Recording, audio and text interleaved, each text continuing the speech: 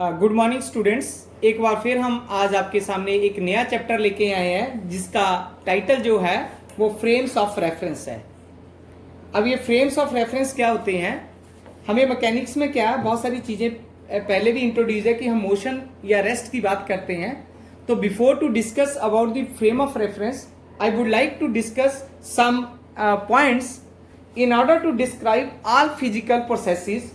We need correct observations of their position, velocity and force acting on them, and we can say also that the observation should be made easy when it is in any planes.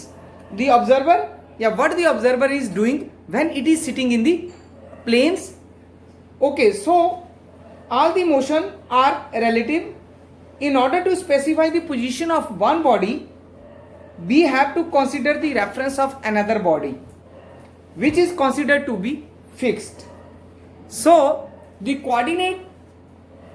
definition of the frame of reference is the coordinate system with respect to which we measure the position or motion of a particle is called frame of reference. अब frame of reference का जो purpose है वो क्या है general में, इसका जो फ्रेम ऑफ रेफरेंस का पढ़ने का जो हमारा मतलब है या जो हमारा रेफरेंस है, जो हमारा पर्पस है वो है to study the motion in general of some bodies may act as suitable reference system while the other may या may not be convenience. So we have two type of frame of reference. One is the inertial frame of reference and other one is the non inertial frame of reference. सबसे पहले हम ये देखेंगे कि inertial frame of reference क्या होता है, फिर non inertial frame of reference क्या होता है. तो पहले बात कर लेते हैं हम इनर्शियल फ्रेम ऑफ रेफरेंस की. Inertial frame of reference are those frame of reference which hold all physics laws. All physics laws are hold good. Hold good का मतलब कि प्रूव्ड है, एक सिस्टम में वैसे ही प्रूव्ड है जैसे हमारे पास जनरल फिजिक्स के लॉज होते हैं. या मैं दूसरी डेफिनेशन भी बोल सकता हूं कि inertial frame of reference is a frame of reference which is at rest or in uniform motion with respect to absolute space. अगर मैं क्या करता हूं, कोई एक एग्जांपल लेता हूं, क्योंकि न्यूटन जो लॉ है हमारे पास सेकेंड लॉ है ऑफ मोशन, वो इसको फंडामेंटल जो क्लासिकल लॉ है मैकेनिक्स का उसको एग्जांपल लेके हम प्रूव करते हैं कि वो इनर्शियल फ्रेम ऑफ रेफरेंस को कैसे डील करता है. तो देखो हमारे पास क्या होता था, वो F equal to m into a ऐसा लिखा, हमें ऐसा पता है. तो हम इसको सिंप्लीफाई कर सकते हैं m dv अपॉन dt, ऐसे भी हम लिख सकते हैं इसको. यस, ऐसे लिख सकते हैं ना. यस, ऐसे लिख सकते हैं हम लोग. अब देखो m क्या है मेरे पास, मास. F क्या है, फोर्स. A क्या है, एक्सेलरेशन. B क्या है, वेलोसिटी. तो जितने भी हमारे पास लॉज बनाए, ये जो लॉ है इसको हम सेकंड लॉज बोलते हैं. न्यूटन्स सेकंड लॉज है ये मेरे पास, Newton's second law of motion. Newton second law of motion है मेरे पास. तो this law is valid for all observers positioned in an unaccelerated reference frame only. Such a frame of reference is called inertial frame of reference. An inertial frame of reference is acted upon by zero net force and will move with constant velocity or remains at rest with respect to absolute space. क्योंकि absolute space हमने पहले भी पढ़ा, क्योंकि वो क्या होता है, imaginary frameworks होता है हमारे पास, in which the body may move but itself is stationary. absolute space क्या होता है, मैंने अभी भी बोल दिया कि जो क्या है हमारे पास imaginary frameworks है in which the body may move but itself is stationary. So the motion with respect to absolute space will be absolute motion, but no experiment can reveal absolute motion. Absolute space has got no physical significance. So for this purpose, if we take one more examples, for this purpose the earth is fairly a good approximation to an inertial frame as the acceleration in the motion of earth due to rotation about its own axis is negligible. हमें पता है कि जो से अर्थ के ऊपर जो rotation होती है due to its own axis, वो हमें नहीं पता चलता। जैसे मैं यहाँ एक घर में खड़ा हूँ, चाहे मैं बस स्टैंड पे खड़ा हूँ, चाहे मैं किसी दूसरी स्टॉप पे खड़ा हूँ, तो मुझे नहीं पता चलता कि जो हमारी अर्थ है वो रोटेट हो रही है, रोटेशन है उसकी ऑन इट्स एक्सिस, वो नेग्लिजिबल ही लगती है हमें। But small acceleration may not be entirely negligible for all purpose, ये हर जगह ऐसा नहीं हो सकता है। So in large context it is convenient to consider a fixed star as an inertial frame. So we can say that all frame of reference moving with constant velocity with respect to an inertial frame are also inertial. जो second type है हमारे पास वो है non inertial frame of reference. अब ये कौन से reference होते हैं? देखो वहां हमने किया था all physics laws are hold good, या हम ऐसे भी बोल सकते हैं all the laws of physics are not hold good are का non inertial frame of reference. या हम ऐसा भी बोल सकते हैं इसको कि ये frame of reference which is accelerated is called non inertial frame of reference. या in other words I can say that in which the laws of inertia does not hold is called non inertial frame of reference. बहुत सारी definition है, मैंने 3 definition बताई, आप कोई भी लिख सकते हो एग्जाम में। The Newton's law of motion are not valid in non-inertial frame of reference because all accelerated क्यों नहीं होती हैं वो? all accelerated frames and rotating frame of reference are non-inertial frames। अब क्वेश्चन राइजेज होता है कि जो हमारे पास अर्थ है वो हमने क्या किया, उसका एक कोऑर्डिनेट सिस्टम, उसको फिक्स बोलते हैं हम, पर जो हमारे पास अर्थ है is an inertial frame or not. Question ये आता है, बहुत बड़ा क्वेश्चन है कि अर्थ मेरी इनर्शियल फ्रेम है या नॉन इनर्शियल फ्रेम है। सो we can say that the earth is non-inertial frame because the earth rotate about its own axis and also around the sun. Hence we can say that it possesses the acceleration and is non-inertial frame of reference. But the acceleration of earth due to its rotation is very small. क्यों small होती है? Due to centripetal acceleration of a particle on the surface of earth, जिसकी value हमें पता है कि 3.4 into 10⁻⁻² metre per second square होती है।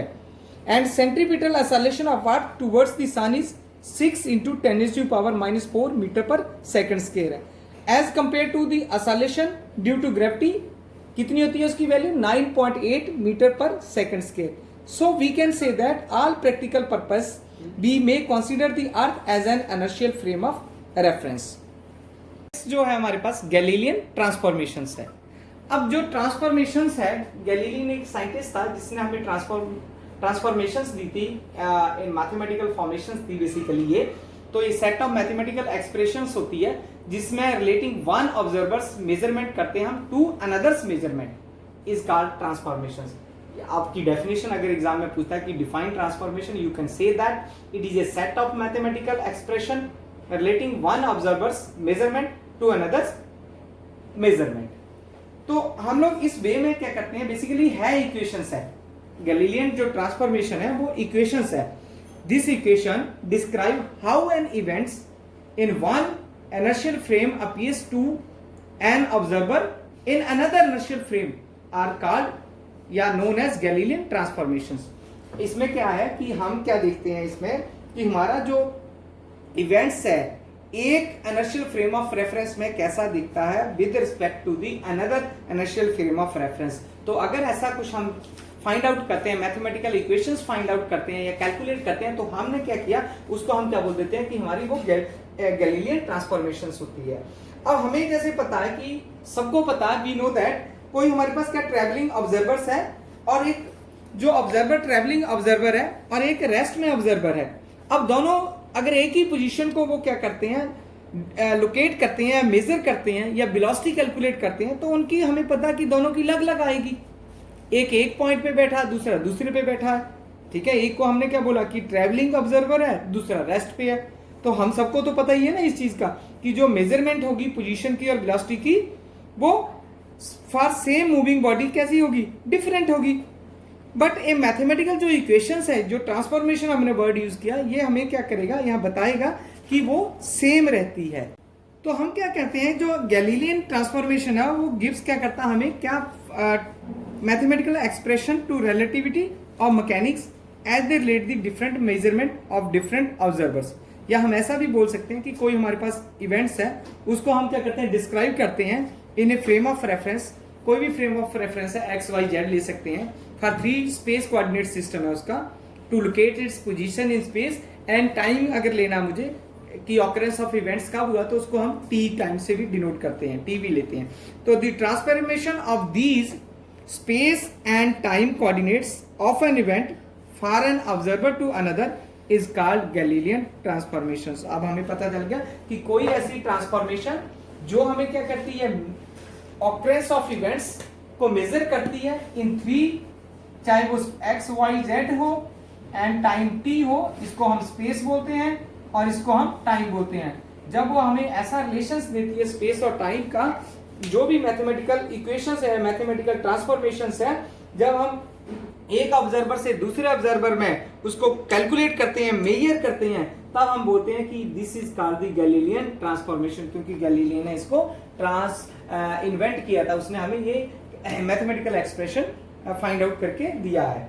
अब हम क्या करते हैं, देखो हमारे पास ये फिगर बनाई है हमने कि let us consider one of the reference frame as having origin O x y z, similarly another frame of reference y dash x dash and z dash with the origin O dash। अब हमने क्या किया, for simplicity हम क्या कर रहे हैं, इसको be assume that the two frames have got their respective axis parallel. देखो हमने y और y डैश को पैरेलल किया, बेसिकली वो लिखा भी है मैंने वहां कि y is equal to y dash बराबर होंगे। जब हम कैलकुलेट करेंगे तो आपको पता चल जाएगा कि z डैश के बराबर होगा, t डैश के बराबर होगा, सिर्फ x में चेंज आएगा। ठीक है, अभी हम इस आर्टिकल में समझ भी लेंगे कि x में क्यों चेंज आया है। अब जब हमारे पास क्या करते हैं हम लोग, सपोज कोई इवेंट्स में ऑकर करवा रहा हूं एट पॉइंट P पे, और observer in S frame finds the event took place at time t in position specified by the coordinate x y z। हमने क्या किया, कोई s डैश फ्रेम में क्या किया, कोई पॉइंट रख दिया P, और हमारा जो ऑब्जर्वर है वो s में बैठा है, उसके जो कोऑर्डिनेट है x और y और z हैं, वहां से उसको स्पेसिफाई करता है उसकी पोजीशन को।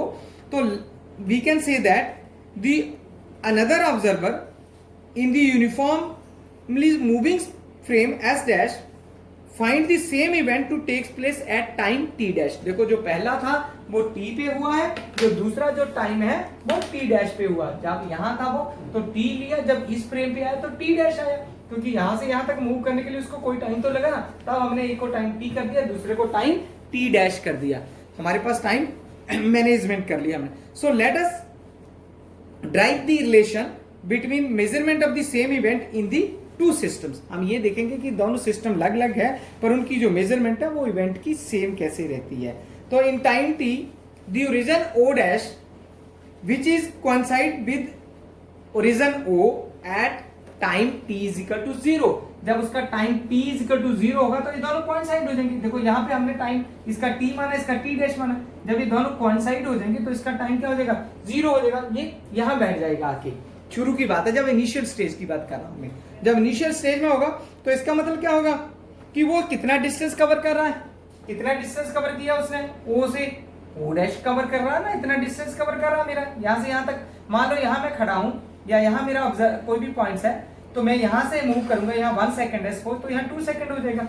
यानी डिस्टेंस मेजर किया हमने विद रिस्पेक्ट टू टाइम, तो टाइम भी चेंज हो गया। तो जो मेरे पास डिस्टेंस आया O डैश, वो कितना आ गया, वो कितना आता है मेरे पास, v इंटू टी। ये दो हमने यहाँ लिखा भी है, v इंटू टी, वेलोसिटी और टाइम लिखा है हमने, उसका वेलोसिटी भी निकाला और टाइम भी निकाला कि कोई वेलोसिटी से तो चला ना वो। तो x dash is equal to किसके बराबर आ गया मेरे पास, x dash is equal to x minus vt के बराबर आ गया। अगर x डैश की वैल्यू अपने कैलकुलेट करनी है तो x माइनस vt कर लो, सिंप्लीफाई कर रहा है ना हम लोग। देखो सिंपल है, मैथमेटिकल की इक्वेशंस है। अगर हम ऐसा करते हैं x dash is equal to x minus vt, इसको चाहे आप इक्वेशन नंबर 1 भी दे सकते हो, इक्वेशन नंबर 1। अब सेकंड केस में क्या करना, हमें y भी निकालना, z भी निकालना, अलग अलग निकालनी है। So this system s dash या frame s dash moves with respect to s only along x axis. So in the absence of moving y and z axis, motion कितना रह जाएगा इसमें, y is equal to y dash is equal to y, z dash is equal to z। ये तो move ही नहीं किए, सिर्फ हमने एक x में ही किया। देखो ये इसमें हमने पहले ही लिख दिया है, z भी जब ये किया तो मैं यहाँ भी z is equal to z dash लिख सकता हूँ, ठीक है। तो हमारे पास जो दूसरे कोऑर्डिनेट्स आ जाएंगे y is equal to y dash है और z dash is equal to z के बराबर है। तो हमारे पास x की पोजीशन का ही उसमें चेंज आया, x dash is equal to x minus B T, Y dash is equal to y है, z dash is equal to. अब एक और पॉइंट हमने किया था, अगर आप ऊपर देख रहे हो, हमने ये कहा था कि इवेंट का टाइम भी हम ऑकर करेंगे कि किस टाइम पे इवेंट मेरी ऑकर हुई है, तो कैलकुलेट करना पड़ेगा। इन क्लासिकल फिजिक्स में क्या होता है, हमें पहले भी पढ़ा है टाइम प्रॉपर्टी कि टाइम जो होता है is assumed to be universal in nature, it can be defined independently at any particular frame of reference. So we can say that t is equal to किसके बराबर होगा, t dash is equal to किसके बराबर होगा, t के बराबर हो गया। हो गए चारों। हमने शुरू में यही तो बोला था कि गैलीलियन ट्रांसफॉर्मेशन किसको मेजर करती है, स्पेस एंड टाइम को करती है। तो स्पेस मेरे पास ये तीनों चीजें आ गई और टाइम मेरे पास ये आ गया। तो हमने क्या कर लिया, यहाँ पे इन तीनों चीजों को रिलेट कर लिया। सो दिस इक्वेशन 1 to 4 जो हमने इक्वेशन की है या मैथमेटिकल जो फ्रेम्स है, ये हमारे पास क्या बोलती हैं, इनको हम गैलीलियन ट्रांसफॉर्मेशन बोल देते हैं। अब तो x को हम यहाँ कैलकुलेट कर सकते हैं। अगर मैं ऐसे देखना चाहता हूँ, x मेरा इधर आ जाएगा और वो दूसरा ऐड हो जाएगा, देखो माइनस आ जाएगा, ये दूसरी साइड चल गया, तो हमारे पास क्या आ गया, x डैश पर bt आ जाएगा, ठीक है।